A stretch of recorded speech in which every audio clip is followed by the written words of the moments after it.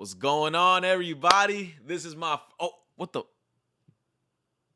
Why did that just open? My fault.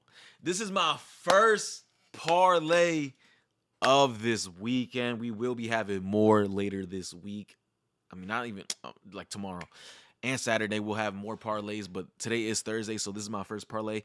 The first leg, it says today, but it starts tomorrow. They just got it wrong. I ain't gonna lie, man. We doing Aiden Ross boxing fights. We putting some fights on here.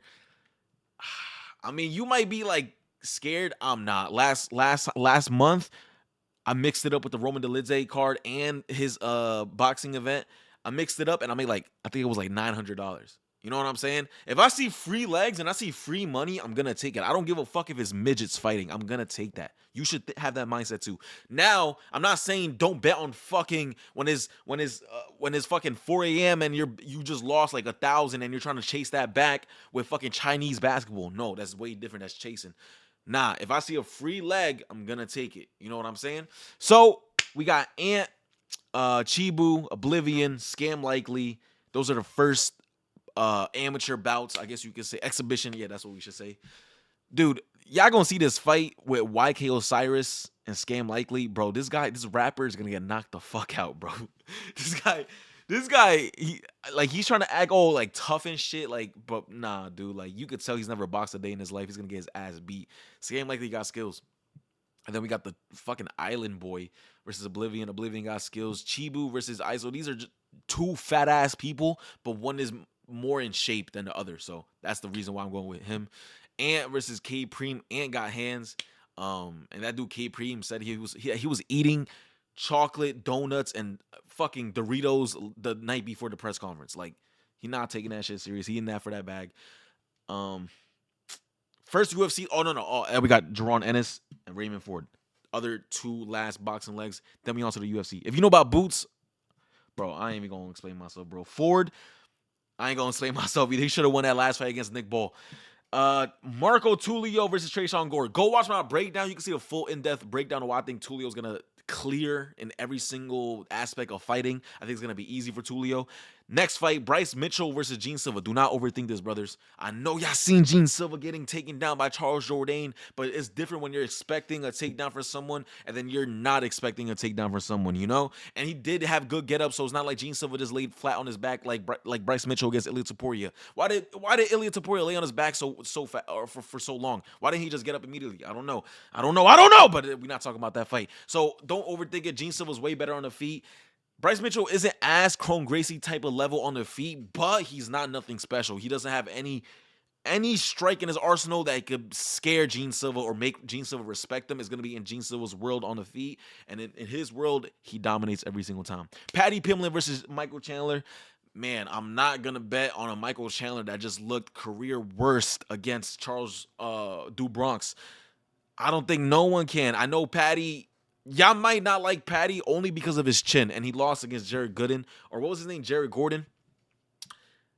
But he got skills, man. His grappling is way better than Chandler. His striking, he's gonna have a game plan like he had a game plan against Bobby Green, which that should open your eyes. Paddy is not a dumb fighter. He has IQ, he has intangibles, which most fighters don't. Look at Tresean Gore. Tresean Gore has a boxing foundation, but he doesn't have intangibles with it. It's only just his offense, no defense. You know, he doesn't have the all right, never mind. But Paddy has intangibles. It's just his defense where leaves his chin on the center line, right? But I like his intangibles in MMA. He brings everything together, man. He really does. He brings his grappling with his submissions with his power on the feet, and he does have power. Don't get that fucked up. So we could see Paddy hurt Chandler on the feet too. But I think Chandler's gonna be whole game plan is gonna be keep Paddy on the back foot and keep him striking, right? Because I think Chandler is scared of Paddy's wrestling and grappling, because if you watch that vlog series that UFC has, the embedded, Chandler was told by Gilbert Burns. Burns was like, "Yo, bro, do not grapple with this kid Paddy. Paddy's really like that on the ground." So I think Chandler's whole game plan is gonna be stay on the feet, and I think Paddy's whole game plan is on the feet, I should say, because Chandler only has one game plan. That's to knock out Paddy. I don't think he can win a decision. Fuck out of here.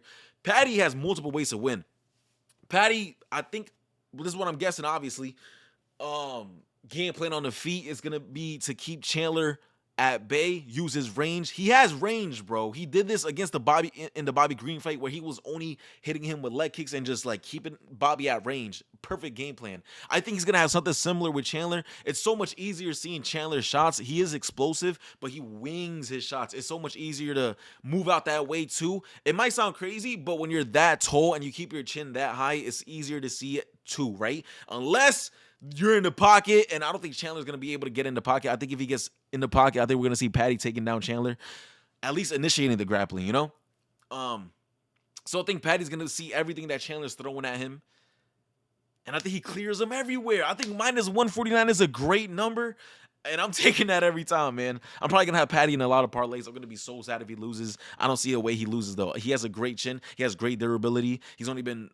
Now, he has been rocked a few times, but he's never been dropped or like stunned in the UFC. He has been dropped in the Cage Warriors back. I think he was, bro, it was years ago, though. It was years ago. But you evolve, you get better. Diego Lopez versus Volk. Don't overthink this either. The fight is not. How it's either going to be a Diego Lopez knockout in the first round, maybe second, but I see a first round knockout, or it's going to be a Volk late stoppage. Lopez has no type of cardio, and I think Volk is going to come back for blood if it passes the third round. His tempo, his pace, his pressure is going to be nasty against Diego Lopez. And in the late rounds, if it makes it there. And I could 100% see another stoppage similar to Yair when Alex is just he's just stacking Diego and just raining down blows on him. And I could just see a stoppage like that. So I'm going to take fight not to go the distance. And Julian Arosa versus Darren Elkins. Don't overthink that fight. This dude Elkins is old as shit. He's 40 years old. Arosa's 35. Yeah, he old too, but he's still more in his fight prime. Elkins doesn't throw no power. It's not nothing scary in Arosa. He's just not ass, you know. Like you could be worried about his chin, but there's no reason to be worried about his chin. The only fighters he's been knocked out by are fighters who are like with power. You could say, Alex Caceres doesn't have power. Alex Caceres caught him with a clean ass, like clean roundhouse kick. It was super sneaky. It was honestly top 10 knockouts of the year for me. So I think Arosa is going to make the Elkins fight look easy. I mean, Elkins had trouble against JSP on the feet. I think Arosa is way better than JSP on the feet. Yeah, don't overthink that. So that's my parlay for this weekend. Let's have a lit-ass weekend, man. Let's have a great fucking weekend. I love this card. I'm going to do PFL breakdowns right now, and I'm probably going to upload a video tomorrow giving out my picks on that. I love this card, and I love everybody, man. Let's make this paper. Let's make this cheese.